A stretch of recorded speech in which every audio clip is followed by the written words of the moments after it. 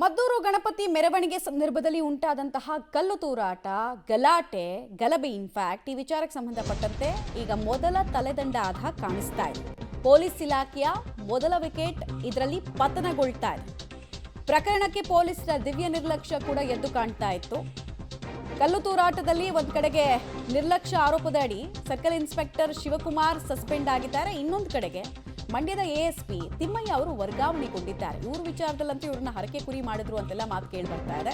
Police ಅಧಿಕಾರಿಗಳ ವಿರುದ್ಧ ಕ್ರಮದ ವಿಚಾರದಲ್ಲಿ ಪರಮೇಶ್ವರ್ ಅವರು ರಿಯಾಕ್ಷನ್ ಕೊಟ್ಟಿದ್ದಾರೆ. ಆಂತರಿಕ ಭದ್ರತೆಯನ್ನು ಕೊಡಲಿಲ್ಲ, ಕರ್ತವ್ಯ ಲೋಪ ಮಾಡಿದ್ದಾರೆ, ಹೀಗಾಗಿ ತೆಗೆದುಕೊಂಡ ಕ್ರಮ ಸರಿ ಇದೆ ಅಂತ ಸ್ಟೇಟ್ಮೆಂಟ್ಗಳನ್ನು ಕೊಡ್ತಾ ಇದ್ದಾರೆ. ಜಿಲ್ಲಾ ಉಸ್ತುವಾರಿ ಸಚಿವ ಚಲುವರಾಯಸ್ವಾಮಿ ಅವರು ಕೂಡ ತಿಮ್ಮಯ್ಯ ಅವರ ವರ್ಗಾವಣೆಗೆ ಸಂಬಂಧಪಟ್ಟಂತೆ ಸಮರ್ಥಿಸಿಕೊಳ್ತಾ ಇದ್ದಾರೆ. ಇನ್ಚಾರ್ಜ್ ಇನ್ಸ್ಪೆಕ್ಟರು ಅವರು ಸರ್ಕಲ್ ಇನ್ಸ್ಪೆಕ್ಟರ್ ಇದ್ರು ಅಂತ ಕಾಣುತ್ತೆ, ಅವ್ರದ್ದು ತಲೆದಂಡ ಆಗಿದೆ ಸರಿ. ಬಟ್ ಎಎಸ್ಪಿ ಅವರಿಗೆ ಹೆಚ್ಚಿನ ಜವಾಬ್ದಾರಿಯನ್ನು ಕೊಟ್ಟಿರಲಿಲ್ಲ. ಆದರೂ ಅವರನ್ನು ಟ್ರಾನ್ಸ್ಫರ್ ಮಾಡುವಂತಹ ವಿಚಾರದಲ್ಲಿ ಯಾಕೆ ಇಷ್ಟೊಂದು ಮುತುವರ್ಜಿ ಸರ್ಕಾರಕ್ಕೆ? ನಿಯಮದ ಪ್ರಕಾರ ಆದರೂ ಕೂಡ ಅದನ್ನು ಹೋಲ್ಡ್ ಮಾಡ್ಬೋದಾಗಿತ್ತು. ಈಗ ಇನ್ನೊಂದು ಮೆಸೇಜ್ ಹೋಗುತ್ತೆ ಅದು. ಸೊ ಇದನ್ನು ಯಾಕೆ ಮಾಡ್ತಿಲ್ಲ ಅನ್ನೋದು ಗೊತ್ತಾಗ್ತಿಲ್ಲ. ಆದರೆ ಈ ಕ್ರಮ ಕೈಗೊಳ್ಳೋದಕ್ಕೆ ಒಬ್ಬೊಬ್ಬರ ಮೇಲೆ ಕ್ರಮ ಕೈಗೊಳ್ಳೋದಕ್ಕೆ ಮುಂದಾಗಿದ್ದಾರೆ. ಇದಕ್ಕೆ ಯಾಕೆ ರೀಸನ್ ಅಂತ ಕೇಳಿದ್ರೆ, ಒಂದು ಆ ಇಡೀ ಗಣೇಶ ಪೆಂಡಲ್ಗೆ ಪರ್ಮಿಷನ್ ಕೊಟ್ಟಿದ್ದು ಇವರೇ, ಪ್ರೊಸೆಷನ್ ಈ ರೋಡಲ್ಲಿ ಹೋಗುತ್ತೆ ಅಂತ ಗೊತ್ತಿದ್ದು ಇವರಿಗೆ, ಹೆಚ್ಚಿನ ಭದ್ರತೆಯನ್ನು ಕೊಡಲಿಲ್ಲ ಮತ್ತು ಆಂಟಿಸಿಪೇಟ್ ಮಾಡಲಿಲ್ಲ, ಏನಾಗಬಹುದು ಅನ್ನೋದ್ರ ಆಂಟಿಸಿಪೇಷನ್ ಮಾಡಲಿಲ್ಲ ಅಂತ.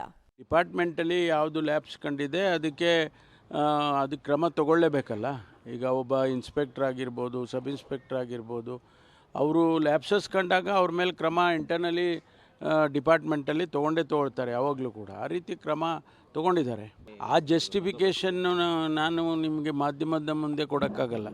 ಅವರು ಇಂಟರ್ನಲ್ಲಿ ಅವರೇನು ಮಾಹಿತಿಗಳು ಇರ್ತವೆ, ಹೈಯರ್ ಅಥಾರಿಟೀಸ್, ಹೈಯರ್ ಆಫೀಸರ್ಸ್ಗೆ ಮಾಹಿತಿಗಳಿರ್ತವೆ.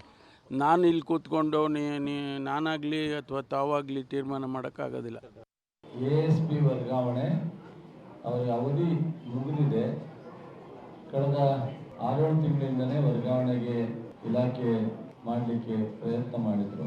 ನಾನು ಸಹ ಅವರಿಗೆ ಒಂದು 5-6 ತಿಂಗಳು ಮುಂದುವರಿಸಿ ಅಂತ ಹೇಳಿದ್ದೆ. ಹೋಮ್ ಮಿನಿಸ್ಟ್ರಿಗೆ ಮುಂದುವರಿಸಿದ್ರು.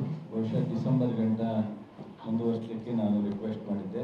ಮಧ್ಯದಲ್ಲಿ ಬೇರೆ ವರ್ಗಾವಣೆ ಆಗೋ ಸಂದರ್ಭದಲ್ಲಿ ಇದಾಗಿದೆ.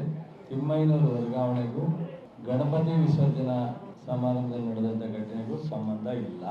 ಅವರು ಉತ್ತಮವಾದಂಥ ಕೆಲಸವನ್ನು SP ಜೊತೆ ಕೋರ್ಡಿನೇಷನ್ ಮಾಡ್ಕೊಂಡು ಮಾಡಿದ್ದಾರೆ. ಆದರೆ ನಿನ್ನೆ ಅವರು ಹೊರಗಡೆ ಬಂದಿರೋದ್ರಿಂದ ನಿಮಗೆಲ್ಲರಿಗೂ ಆ ಥರ ಅನಿಸಿದೆ. ಅದೆಲ್ಲ ಬಿಟ್ಬಿಡಿ.